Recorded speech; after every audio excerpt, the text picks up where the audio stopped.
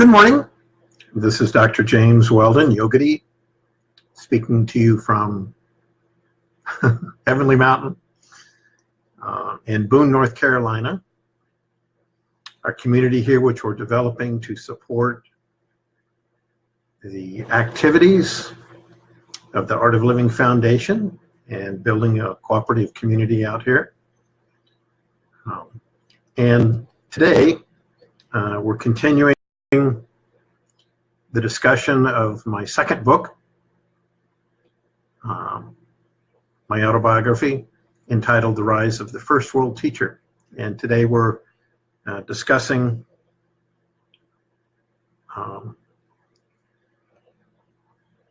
my third trip to India.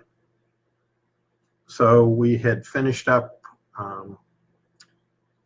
making this visit to India, and this was another very difficult time in my life. And just a second.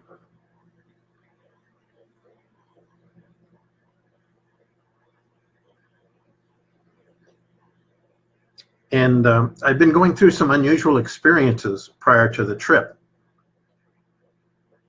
For whatever reason, difficult to describe why, I had been experiencing a lot of mood changes. Headaches of various degrees have been going on for a couple of months for no reason. And it was actually a very bizarre set of symptoms. I'd never really experienced anything quite like this. And I felt during that time that I literally my brain was being crushed. Thoughts coming through the mind. You know, when we have thoughts, sometimes we think they're ours. Sometimes they're actually not ours. They can be related to the location. They can be related to food that we've eaten. They can even be related to people we love and care for. Of course, if someone has hurt one of your family members, you certainly feel it. But in spite of, this was a Saturn cycle I was passing through, which happens a couple of times in most people's lives. I'd had one difficult time many years earlier before I learned meditation for the first time. And I invite you to go back to my first book if you want to hear those crazy times and those experiences. But in spite of the financial strain, this was not too long after 9/11, basically about a year and a half after that. My company had collapsed, my business had collapsed. Neither my wife and I were working at that time. But in spite of the financial strain, we decided to go to India for a few weeks this year again. And again, for the special celebration called Navaratri. You know, during the celebration, I received an email from my younger sister, Erin, in the United States, that my older sister, Jeannie, she's 2 years older, had actually been hiding from her family and hiding from any individual a severe health problem that she'd been experiencing. And they finally discover the cause of her symptoms, something quite serious, an unknown blockage in her cerebral spinal fluid in her brain. Some names for that, I knew it at that time as hydrocephalus. And you may have seen children that have, in the olden days, 15, 20 years back, with these enlarged craniums. That is a problem that can occur. But of course, when you get older, the brain can expand. And she'd been experiencing severe mood swings for many months. And she goes to see a medical doctor who misdiagnoses her symptoms, but doesn't suggest a CT scan. And the doctor gives her antidepressants. And it isn't until sometime later, my sister goes to a second doctor that does do the scan and reveals the spinal fluid in the brain is blocked, and the resulting occurring actually brain damage, quite severe. And this occurred during a time I was experiencing some very, very strong severe symptoms as well. And you may have seen photos of children, not anymore, but in the past, when you were growing up, you were my age, you would see a few of these. A child with an enlarged cranium, and the cranium bones aren't fixed. Without treatment, literally the cranium sometimes can expand to accommodate this extra fluid. In the adult, of course, the cranial plates cannot expand. So without what's called a shunt being installed, the pressure builds up in the brain, and literally the brain may be crushed. And over the months, even years, the pressure can build up slowly, even without a person realizing it. And it causes severe emotional changes, headaches, changes in waking patterns, sleeping patterns, and gradually, the vast majority of the case, sudden death occurs because of a ruptured blood vessel. And the surgical solution is to impart a shunt. I didn't know any of this. This is afterwards. So for the last 6 months, I had been experiencing some very severe mood swings, actually right along with my sister. And now I realized, at the very least, I was experiencing the symptoms, some symptoms along with my sister, Jeannie. It's even possible that I could have that condition as well. And because I'm in India, I immediately think of seeing Sri Sri. And amazingly, he already knows something significantly is happening to me. And I get this notice in an email, and within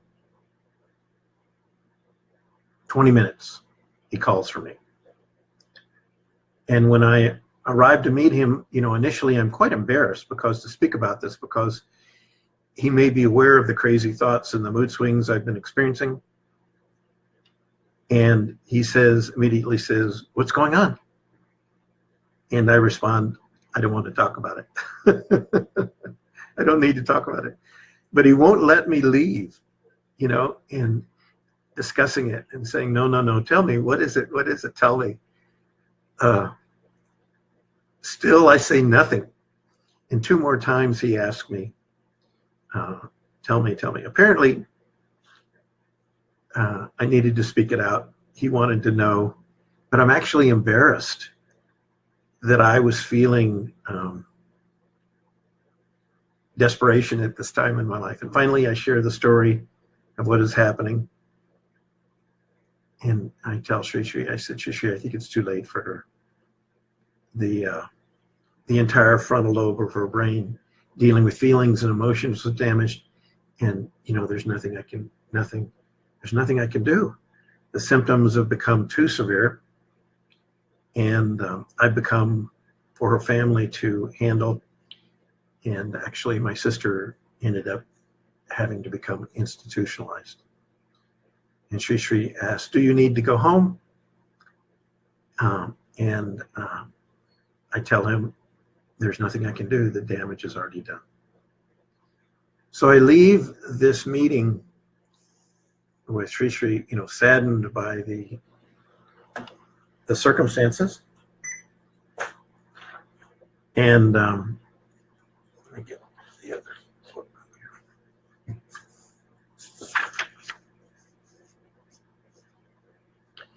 Yet absolutely amazed that Sri Sri can be so completely there for me all this time.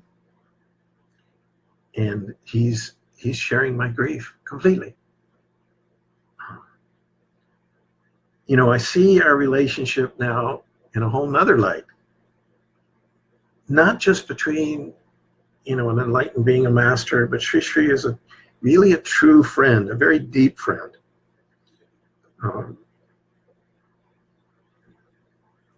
Even like a father who apparently will always be there for me.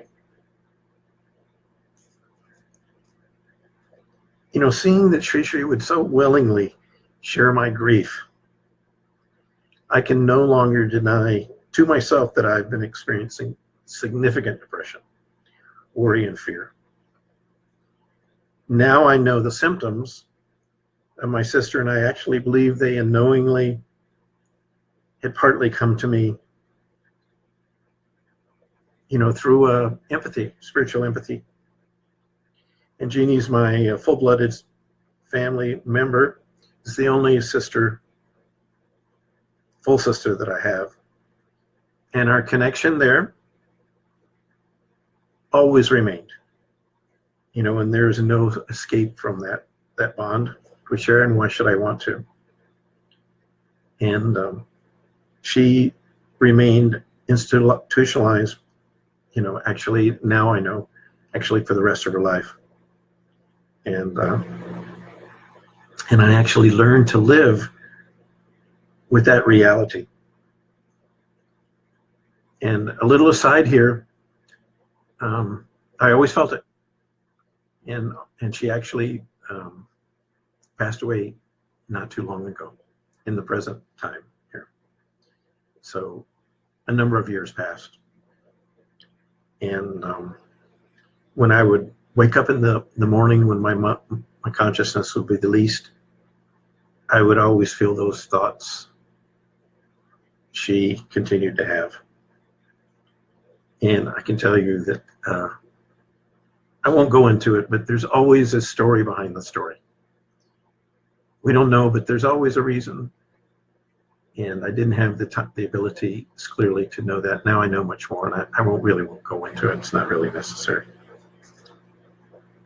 Once when we asked Sri Sri how he knows the needs of so many people around the world, he explained it this way. See how we have so many millions of hairs on our head? If at any moment we pull on one hair, we immediately know it. If you cut your finger, your whole body knows like that. He says, I'm connected to all of you. And if something happens, I feel that pull. Isn't this beautiful? This is so beautiful, so beautiful. That kind of connection can occur. Pull on one of your hairs and think about it. Okay. And there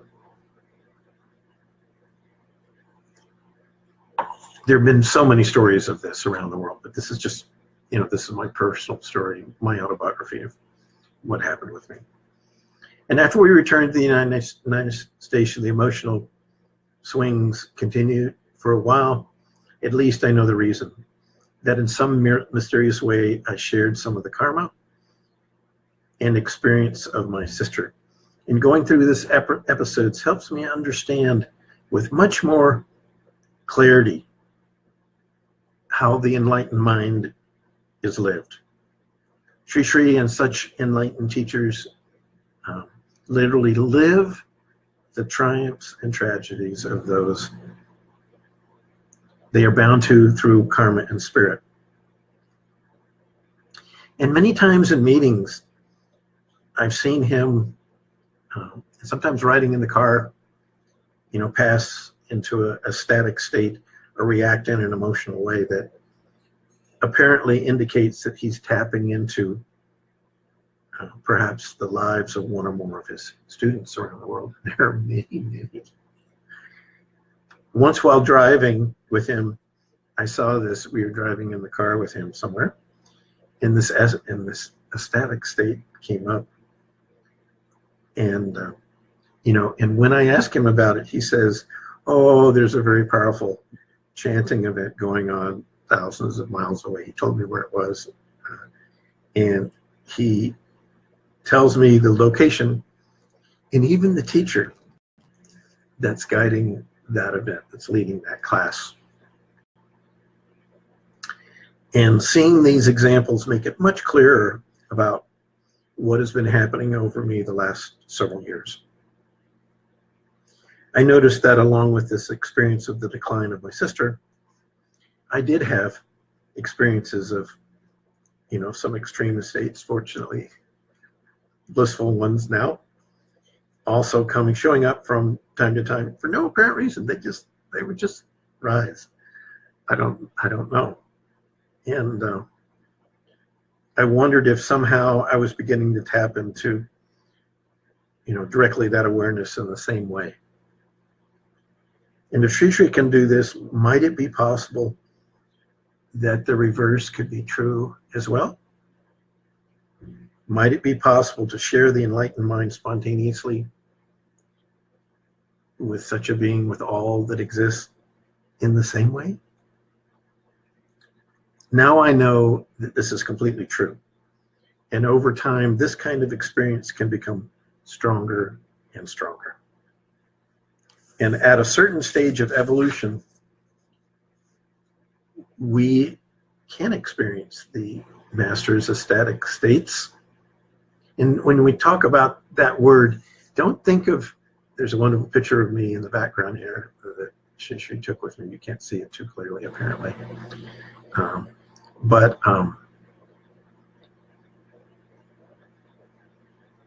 we can be linked like that, even though we are not physically present. And that's ultimately what flows through us to others. And several years pass, and the entire United States is now engulfed in the aftermath of the 9/11 crisis and all of the craziness that occurred.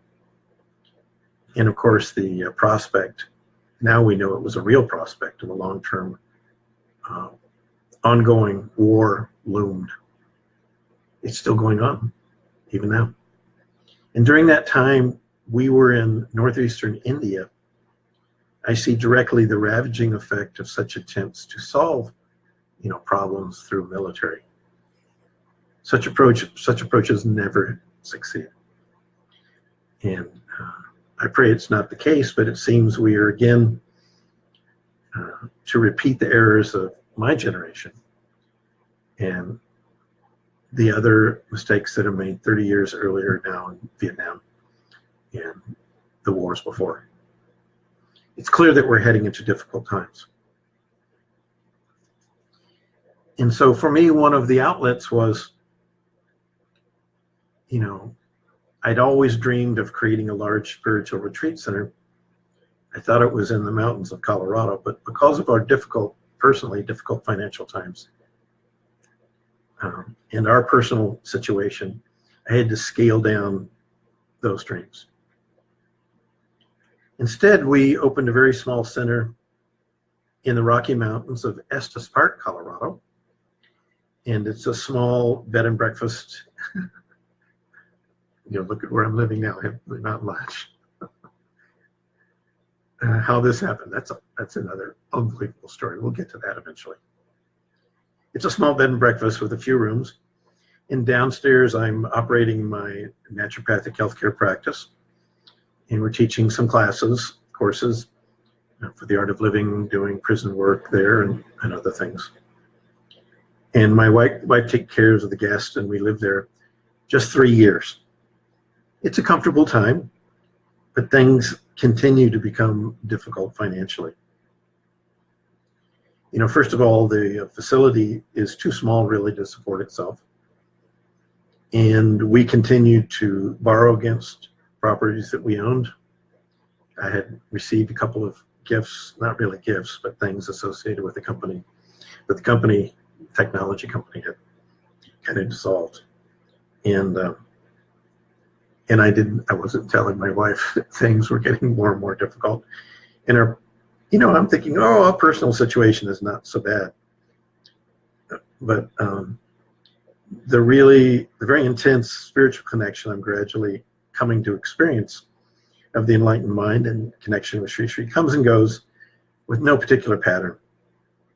And to have such bliss and clarity fade and return on a kind of a daily basis in some way is almost a torture for me, as unfortunately I'm starting to cling on to those experiences after they leave. And I know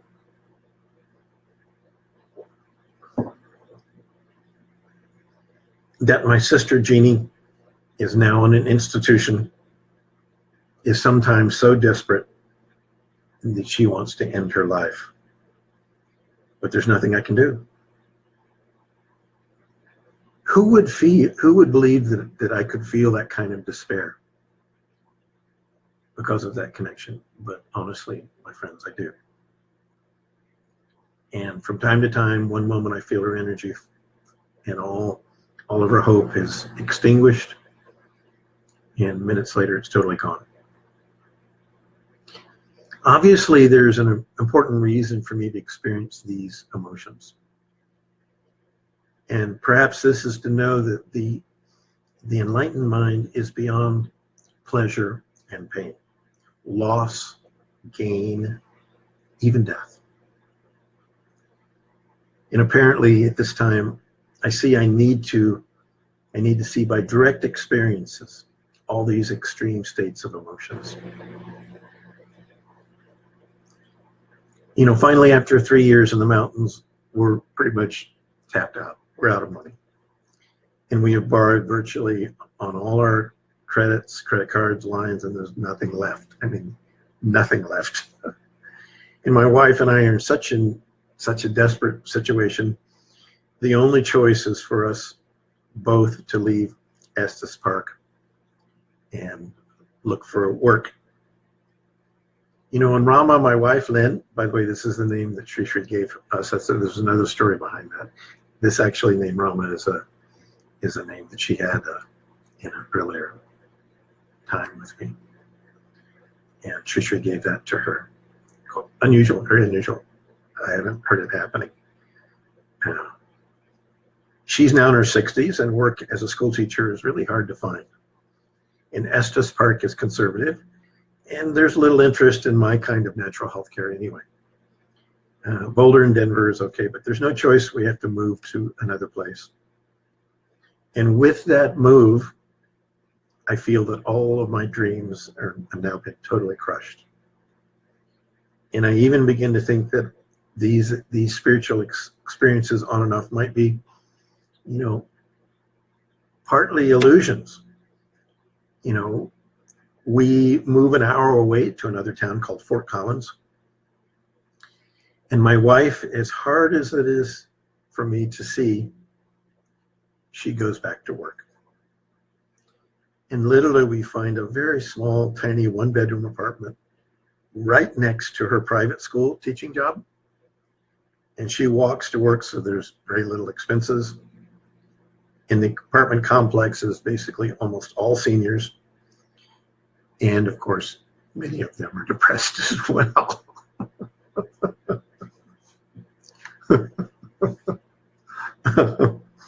So the difficulty is that being as sensitive as I am now, you know, I'm now feeling the moods of most of these people in the building. A lot of them are not happy. And that year there is actually the toughest before, you know, the Saturn time many years ago. Now this is another one. Difficult times of our lives. Very tough. And over the years, I've said to myself so many times, you know, that my life and what I experience, all the joy, is enough, you know, for 1,000 lives. And honestly, this is the truth. But when that is gone, you know, it's nice to think about, you know, what had flowed through this body for some reason is, that's why I had to write this story, is really honestly more than almost anybody could believe. And those incredible experiences shaped my life, but when the experience is gone, it's just like a memory, just like anything else. You see, many people don't realize that suffering can also come from happiness. When the mind clings or resists anything, no matter how wonderful or even painful it may be, this is the seed of suffering. You can't fix it in the mind. When the state of the enlightened consciousness, enlightened mind, which is really beyond all changes, is not established, any experience that is resisted, or held on causes suffering.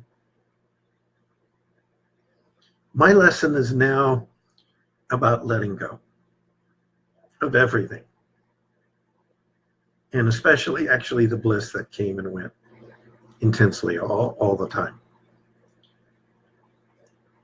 Try to imagine for a moment living in a huge apartment complex, all the while the feelings and knowing on and off during the day, the feelings of dozens of others,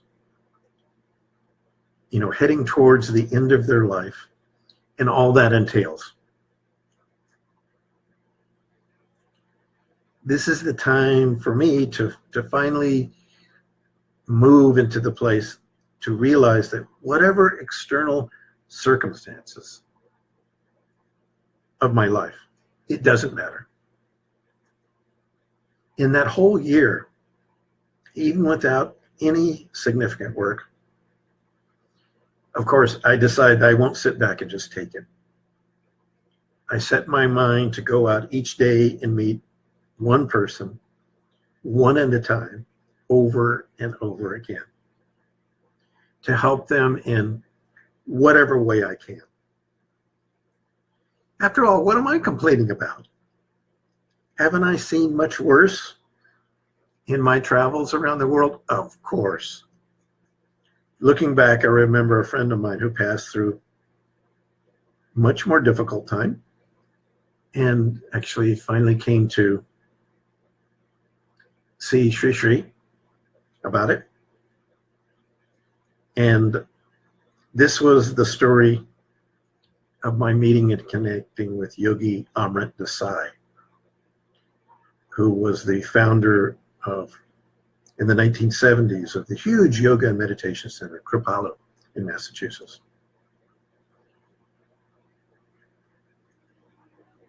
And if you remember, or if you had a chance to see those episodes, which they're worth seeing, in my first book, my insight that something was going to happen to him. And certainly it did. And this was later. Okay. It happened. And we met back then very briefly.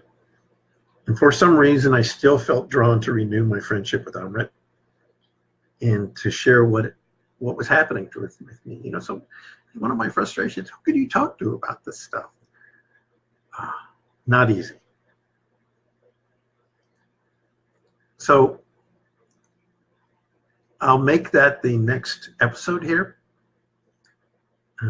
And it's really a very interesting story about our deeper relationships and my experience with this really wonderful teacher who really, in the same way that Maharishi brought meditation, he had a very specific focus.